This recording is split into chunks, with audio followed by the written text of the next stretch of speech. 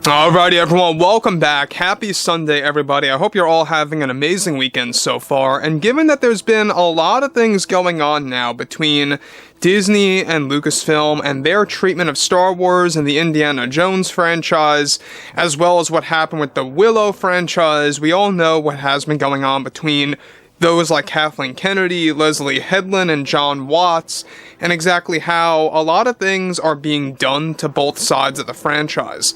This is Mike Zero. Subscribe if you're new and like this video to see future Star Wars updates. I'm also on Twitter at Mike01. I thank you all so very much for the great and kind support. And without further ado, let's get right into the subject. Now, what's really interesting about what's been going on with the Indiana Jones franchise, specifically with the Dial of Destiny, is that we know that so far things have not been looking too bright for the overall film after it came out of Cannes Film Festival. There's been a lot of critics, talking badly about it, or below average, in a sense where it's really not all that spiritually driven to the originals, alright?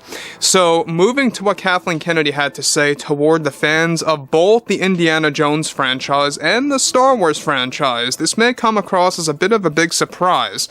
But Kathleen Kennedy had some not-so-great things to say to both sides of these different franchises. Now, we know that there's been a lot of things going on right now with Indy 5 and the build-up toward its June 30th release date, which, by the way, it's going to be interesting to see what happens with the box office results. Come week 2 of July is where you usually see either a big spike or a big dip. So let's get right into all of this. Now, with Kathleen Kennedy as of late promoting Indy 5, Skeleton Crew, and The Acolyte, however, she went on to discuss more about Indy 5 to the fans by stating the following. I'm beginning to notice a trend that fans hold this premature criticism before a project even lands in theaters or on streaming services, especially with our products like Willow and Dial of Destiny. And it's just sickening. To me, to us who have worked on these projects, these are not fans at all, but rather common moviegoers who are afraid of diversity and female empowerment in these films and shows. And it's just absolutely horrible that they are the cause why Willow didn't work out for us, and why our 5th indie film is getting negative press for no reason. I think these fans are the same types of individuals who feel that we are destroying childhoods all because we are shifting away from George's vision, and well, look, that's life. Sometimes franchises need change in order for them to adapt to a new audience and newcomers for the modern take on these films or shows. Now, let me pause here about what Kennedy is putting out here. So basically what she's saying is that she believes that basically shifting away from George's vision is an okay thing, and that in order to really make these projects better is about adapting to the modern common moviegoers that know practically nothing about these franchises, alright? So basically what she's catering toward are the non-fans that just want to go ahead and check out this Harrison Ford movie and check it out as a popcorn flick. That's basically what she's saying here, is that she's catering to the common moviegoers, as they like to call it. But what's even all the more insulting, at least to me, from Kathleen Kennedy toward the fans and how she sees the fans, is that she believes that fans have an issue with Willow and with Indiana Jones, and especially with Star Wars The Acolyte, stuff like that, is because she believes that they are quote-unquote afraid or scared or, in fear of diversity and female empowerment. And that's not the case at all. Not even in the slightest.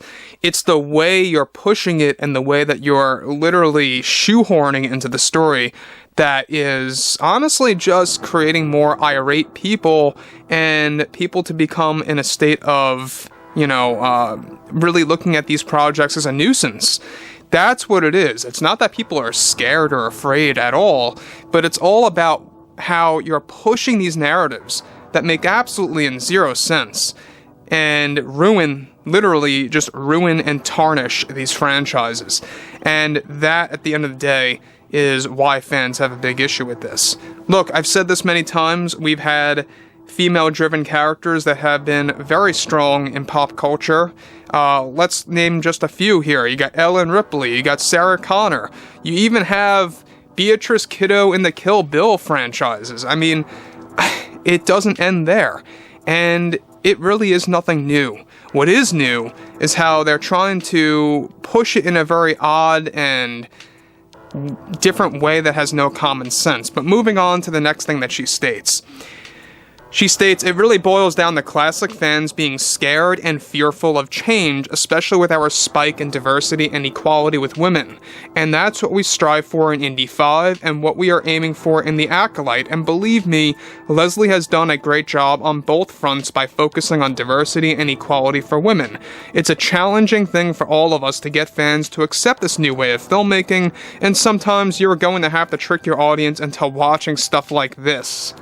What?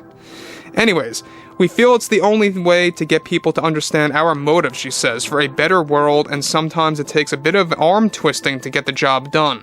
I think once this generation grows up, the world will be a better place, and we hope to do that with Indy and the Acolyte. Now again, the reason why I said what there for a second that really caught me off guard was how she feels that sometimes you have to trick your audience into watching this stuff, or into getting caught up with this narrative or this message that they're trying to push. Well, you know who did that recently? We also had a couple of filmmakers that did that in past franchises, and I'm sure that Kathleen Kennedy is picking up on that way of filmmaking by tricking audiences into falling into that trap of watching a specific narrative. Now, again, I have a lot of hope for Star Wars. I really do. I think that John and Dave are going to knock it out of the park with Ahsoka. We even know that Timothy Zahn was an advisor for that show.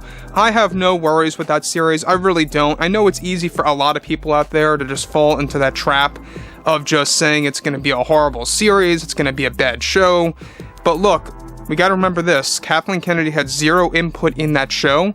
Dave Filoni was the main person that really had creative power over this one, and it's going to be the first Star Wars project that had no Kathleen Kennedy influence, and I mean none at all, period, the end. So that's, I think, one reason to be excited for that. But Indiana Jones 5, I think, is going to be a below average movie, maybe even worse than that. It really is all highly dependent on what they consider the fan reception, right? Disney may very well look at common moviegoers as fans, and that's absolutely the wrong way to go about doing it, but they might very well do that for all we know.